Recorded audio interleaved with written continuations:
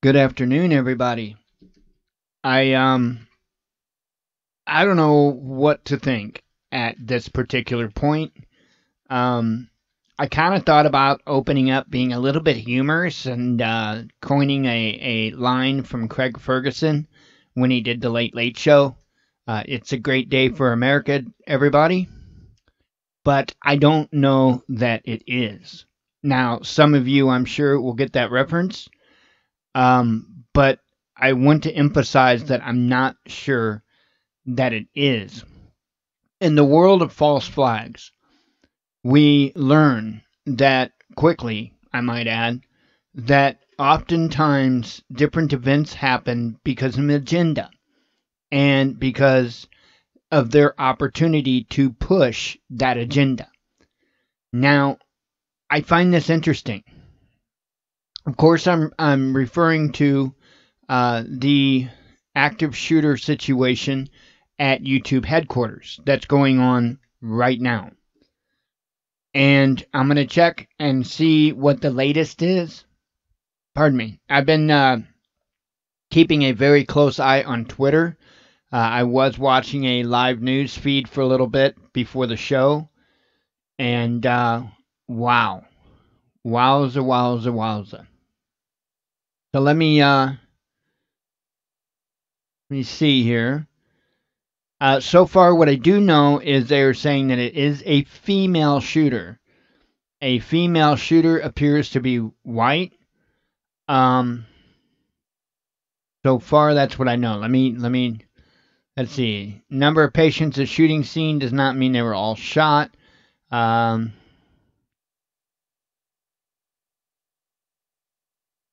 Trying to see here.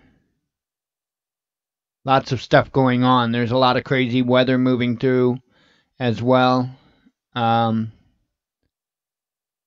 Okay, this person here says that hospital spokesperson confirmed that they are expecting 4 to 5 patients from YouTube headquarters shooting. No info on injuries. I know there's another hospital that it was reported said that they had tweeted that they were expecting some patients. They have a triage set up, I read, and that triage was seeing some 30 patients, but it was also quick to point out that not all of those patients were shooting victims. So let's see. YouTube shooting shooter is reportedly a white woman wearing a dark top and a headscarf. Let's see. Kind of see if there's really like any information beyond what many of you probably know already.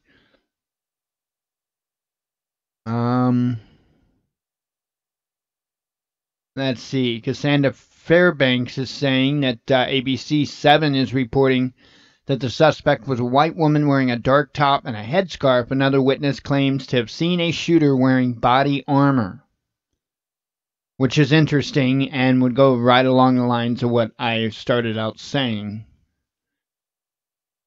Okay, law enforcement source. Okay, is this is ABC 7 here? So apparently there's a law enforcement source that is saying that. Now I actually had CNN on watching their live feed, and they were real quick to point out about how in the beginning things are often confusing and the reports are not accurate. And it's interesting that they are quick to point that out when individuals are reporting seeing someone in body armor. So we'll see. We'll keep an eye on this. I'm going to go ahead and scroll up, and what I will do is read through the Twitter stuff for the day, and then we'll kind of go from there. Of course, this was all very last minute. And, of course, unexpected with all this YouTube stuff. So, what's that going to mean for YouTube as far as creators and their content, right? They already had this massive war on anything to do with guns. My question is now, are they going to double and triple down on that as a result, and what other things could be coming from it? Very, very interesting stuff here. NATO plotted Skripal case to justify their defense spendings, says Moscow. By the way, there's going to be a lot of interesting stuff that I have tweeted out today when it comes to the Skripal case. Turkey intensifying provocations, damaging relations. Israel cancels deal with UN on African migrants. 1 day after. Putin arrives in Turkey for talks with Erdogan. Saudi oil tanker hit by Houthi rebels in Red Sea. Houthis target Saudi oil carrier. Same story. Casualties reported in subway train collision in Germany. We have not established whether Salisbury nerve agent was made in Russia, says the Porton Down chief, right? But there's going to be more added to that. Porton Down lab unable to prove Novichok used to poison Skripal was from Russia. Skripal in stable critical condition. Daughter is stable. Dutch attorney sentenced to 30 days in prison in U.S. Russia probe. Trump vows to use military power to protect country's border with Mexico. Now, here's the thing. I've seen one of the people I've been retweeting out when it comes to this YouTube thing is, his name's Eric. I'm trying to think of what he went by on YouTube. Nonetheless, I seen him post on this earlier. I think it was him that posted on this. Somebody had posted on or tweeted on this earlier and talking about it being a violation of posse comitatus. Might I remind everybody, we're actually under martial law in this country. So, I mean, we're just plain out, we're under martial law. We have been for quite some time. So, any thoughts about that being a violation of posse comitatus are incorrect, because we are under martial law. Even though we don't have troops on every block of every street, we are, without a doubt, under martial law. Don't let anybody fool you. Just because it don't look like we're under martial law doesn't mean we aren't under martial law, okay?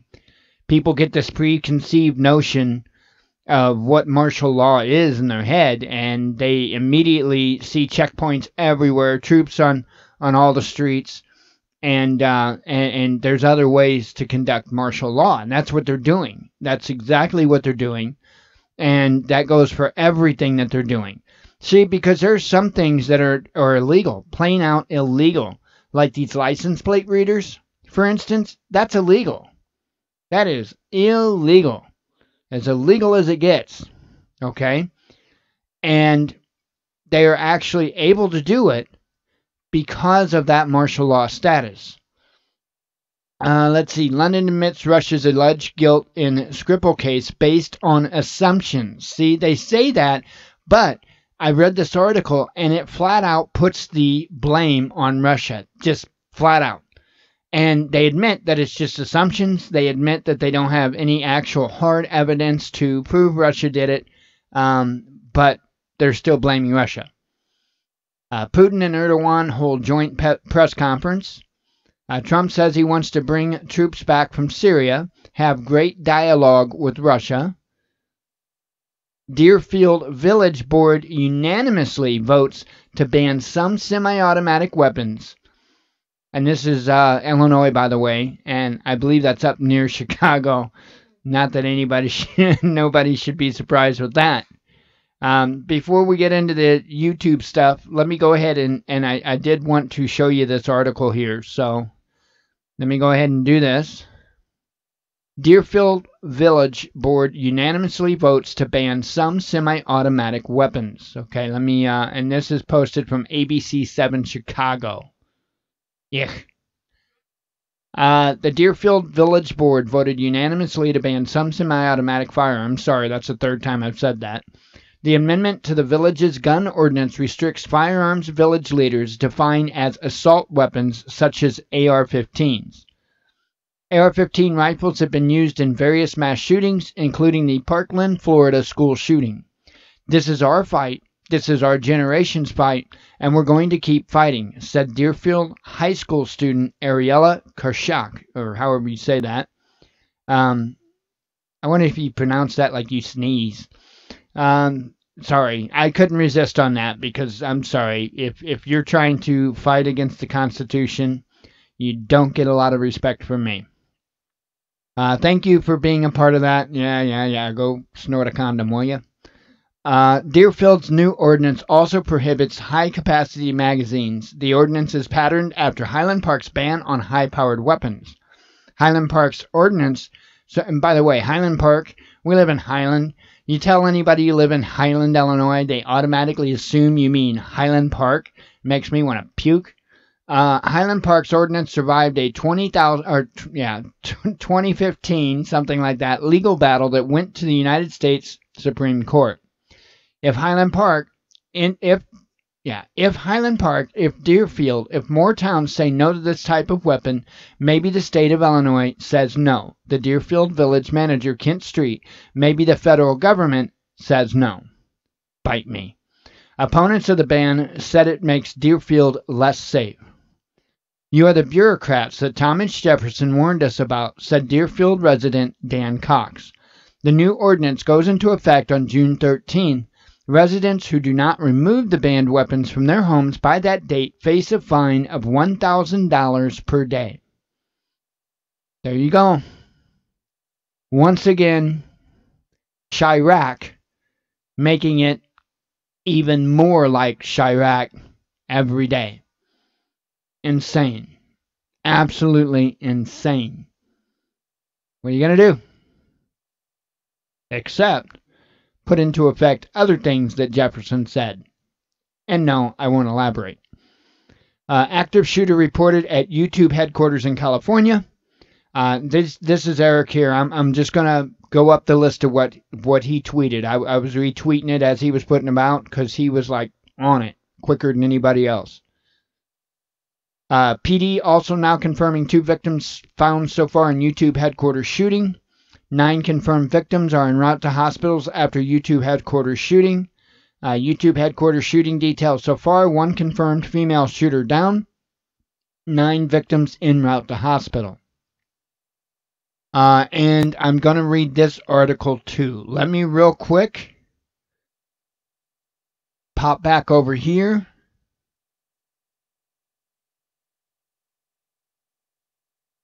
Wow. Somebody here says, another shooting, I'm going to politicize the F out of it, and so should you. The NRA is a terrorist organization. Is Cassandra, and I don't really care for Cassandra, but as she said, I mean, to me, she's nothing but a big hoe, but whatever.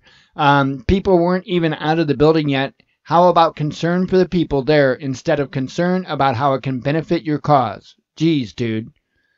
The San Mateo County coroner has not been dispatched throughout this, meaning that there has not been any fatalities at the YouTube headquarters. Hey, speaking of this, where would be a better place to have a shooter drill? And I say that in quotes, the word shooter drill in quotes.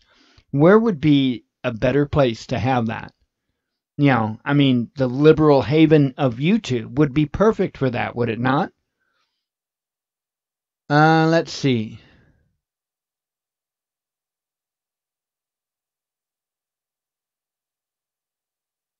Trying to look, not seeing anything else, just right quick. Now, let me go ahead and continue on. I'll check again when we're finished with this. Thought I opened this up already.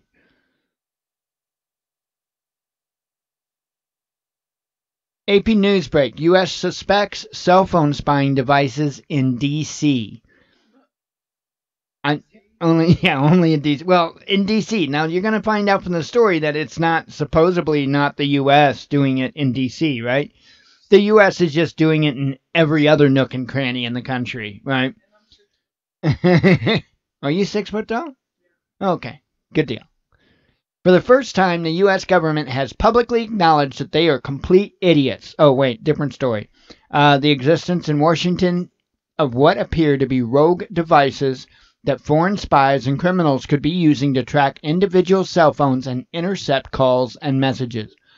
The use of what are known as cell phone site simulators by foreign powers has long been a concern, but American intelligence and law enforcement agencies, which use such eavesdropping equipment themselves, have been silent on the issue until now. In a March 26 letter to Oregon Senator Ron Wyden, the Department of Homeland Morons acknowledged that last year it identified suspected unauthorized cell site simulators in the nation's capital. The agency said it had not determined the type of devices in use or who might have been operating them, nor did it say how many it detected or where. The agency's response obtained by the Associated Press from Wyden's office suggests little has been done about such equipment, known popularly as stingrays, after a brand common with U.S. police departments. The Federal Communications Commission, which regulates the nation's airwaves, formed a task force on the subject 4 years ago, but it never produced a report and no longer meets regularly. By the way, you notice how they just nonchalantly say it now? And when this first made light about these stingray systems, how they told everybody that that was crazy talk, and now it's just like, well, like the police departments use. No big deal. The device, and by the way, they're worried about foreign agents doing it to them, but it's okay for them to do it to us. The devices work by tricking mobile devices into locking onto them instead of legitimate cell towers, revealing the exact location of a particular cell phone. More sophisticated versions can eavesdrop on calls by forcing phones to step down to older, unencrypted 2G wireless technology. Some attempt to plant malware. Folks, and by now, I guarantee you that they don't have to do that. I guarantee you. They can cost anywhere from $1,000 to about $200,000. They are commonly the size of a briefcase, but some are as small as a cell phone. They can be placed in a car next to a government building. The most powerful can be deployed in low-flying aircraft. Thousands of members of the military, the NSA, the CIA, the FBI, and the rest of national security apparatus live and work in the Washington area. The surveillance savvy among them encrypt their phone and data communications and employ electronic countermeasures, but unsuspecting citizens could fall prey. See, again, it's okay for it to happen to us as long as it's our government, right? But they're warning you about rogue states doing it. But it's okay if it's our government. Wyden, a Democrat who wrote DHS in November requesting information about unauthorized use of the cell site simulators. The reply from DHS official Christopher Krebs noted that DHS had observed anomalous activity consistent with stingrays in the Washington area. A DHS official who spoke on condition of anonymity, I give up, because the letter has not been publicly released, added that the devices were detected in a 90-day trial that began in January 2017 with equipment from a Las Vegas-based DHS contractor, ESD America. Krebs, the top official in the department's National Protection and Programs Directorate, noted in the letter that DHS lacks the equipment and funding to detect stingrays, even though their use by foreign governments may threaten U.S. national and economic security. The department did report its findings to federal partners Krebs did not name. That presumably includes the FBI. Let's see. The CEO of ESD America, Les Goldsmith, said his company has a relationship with DHS but would not comment further. Legislators have been raising alarms about the use of stingrays in the Capitol since at least 2014, when Goldsmith and other security company researchers conducted public sweeps that located suspected unauthorized devices near the White House, the Supreme Court, the Commerce Department, and the Pentagon, among other locations. Again, it's not okay for them, but it's perfectly fine for us. I mean, so fine for us that your local police department can have them. In fact, probably they were paid for using your tax dollars. I mean, this is disgusting, right? And people still want to ignore that something has to be done. Like years ago. Years ago. The executive branch, however, has shied away from even discussing the subject. Well, maybe because it opened up a can of worms they don't want to talk about. Aaron Turner, president of the mobile security consultancy Integracell, I bet it's Integracell, was among the experts who conducted the 2014 sweeps, in part to try to drum up business. Little has changed since, he said. Like other major world capitals, he said, Washington is awash in unauthorized interception devices. Foreign embassies have free rein because they are on sovereign soil. Every embassy worth their salt has a cell tower simulator installed, Turner said. They use them to track interesting people that come toward their embassies. The Russians' equipment is so powerful it can track targets a mile away, he said. Shutting down rogue stingrays is an expensive proposition that would require wireless network upgrades the industry has been loath to pay for, security experts say. It could also lead to conflict with U.S. intelligence and law enforcement. See, they don't want to shut them down because they're more worried about spying on us than they are the security, right? But they're not worried about our security. They're only worried about their security. They don't care. They don't care. It's insane.